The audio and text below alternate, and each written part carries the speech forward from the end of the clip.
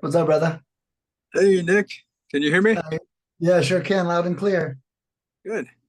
So do you Yeah, prefer sorry. Nick or Nick? I don't think I ever asked you that before. With a name like Nicholas Nick, I don't really have a preference. So you could just go for whichever one is the shortest syllables. If you just wanted to do Nick, that's great. All right. Well, good to know. I always like to ask. Yeah, no worries. No worries. I like to keep it simple. All right, man. If you want, what we can do is I got your stats pulled up here. I'll give you a little rundown of your stats and how the campaign's going. I know it's fairly new. Looks like we're only 1 week in, but I do have a little breakdown for you that I can share too. Okay. Just 1 second. Um, so there's some performance markers that are amazing. Even though we haven't done a lot of work yet, we're only about a quarter of the way in. There's some performance markers that are amazing, and there's only one that isn't right now. So I'll cover this for you. So 294 people have been called. And if you want, you can turn your phone sideways. It might also make it Oh yeah, easier. good call. Uh, Yep. yeah, no worries. I'm a veteran at these. I don't know if it will rotate, but it should. Uh, it won't, but we'll just keep going. Okay, no worries, dude. 294 people were called, 30 people answered, which that's good. So that's a 10.2% contact rate. So that number's good. But zero became a lead. Now that's definitely the downside there, Say that considering last this. one again. I'm sorry. Oh no, you're good. And then zero became a lead. Okay. And that's not necessarily bad yet. It's not a lot of dials, but with land, we do generally like to see at least one lead by now, maybe even two. Okay. But we did just get started. That could change. I would do ask, where is Brazoria County? Is that like a saturated area, a rural area? Well, it's south of Houston, and I chose it because it's one of the fastest growing counties because it's developing. It's south of Houston. It's a good commuter county, and it's basically on the verge to where it's the next developing county. So my guess is maybe I'm not the only one who thinks this way, and it's probably saturated. Yeah, but you know what? We're like, I will say, as we go into the texting leads, your texting leads are overperforming like crazy, right? So maybe what we find in a market like this, and we're still a quarter, and it's really hard to make any determinations, but it is something for us to keep our eye on. Okay. Texting seems to be performing extremely well. 3 leads on 160 text messages sent. That's crazy. That's really freaking good. Okay. So you're crushing that. The cold calling, we'll see if that picks up over the next couple days or whatever. We are seeing a lot of people are answering the phone, and I think that's what's important there. So we're having the conversations with the people as well. No determinations just yet because texting is killing it. But we'll see if cold calling does a turnaround, which I'm 90% sure. We still have 800 calls left to knock out, which is like 80% of your campaign. So we got a lot left to go. But like I said, something we'll keep our eye on. As texting keeps crushing and cold calling is mediocre, I think that's still fine. But it's important to note about the market, right? And Nick, from your experience, what you've seen with going after some of the growth areas outside of the metros, is it trending to where these are becoming more saturated? You know, I think Houston is kind of its own. Houston is a lot like Disney World. Okay. So I could see that Houston being such, right? I think if we were just so you know, Dallas and Houston are the two worst markets in America for houses. Okay. Just to give you some, and take it from a lead generator. Like I know when clients call me, I'm like, don't go to those areas if you're doing houses, go somewhere else.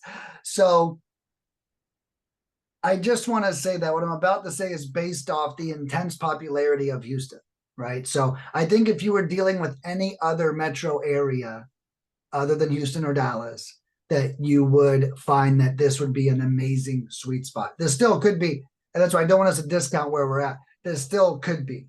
Um, and we haven't noticed much hindered saturation. There's only two places I've seen land campaigns look average.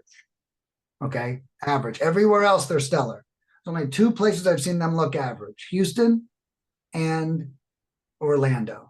And Orlando is where Disney is, which is why I say Houston's kind of like Disney. And so it's like they're also like the people there are also looking for land too, in a sense. They're looking for their own land. But I will say, literally every other market we've ever done, I've never seen a pattern of normalcy. And again, those results aren't bad. They're just normal results. You know what I mean? Like even on this one, I think this was 482. On this track here, even if just texting continues, you can end up with 11 just from texting, let alone. And I'd imagine calls really should bring in a minimum of 3 to 4 if this trend keeps up, but it could also blow up as soon as next week or something too, as well.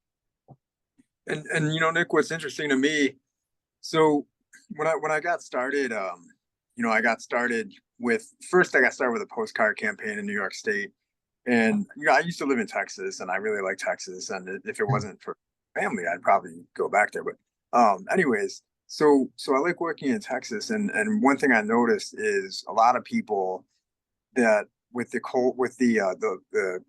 text messages. So I reached out to those people, and a lot of people prefer text messaging, and so I tried to express interest in getting on the phone with them, and I said all the right things in my text message, blah blah blah.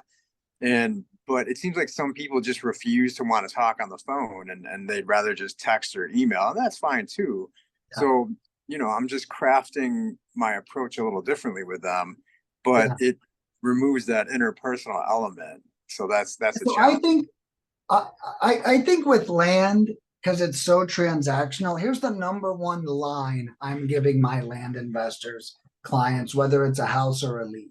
And I think whether it's a call or or I meant to say cold calling or a text, but um, but I think no matter what, that this is the vibe.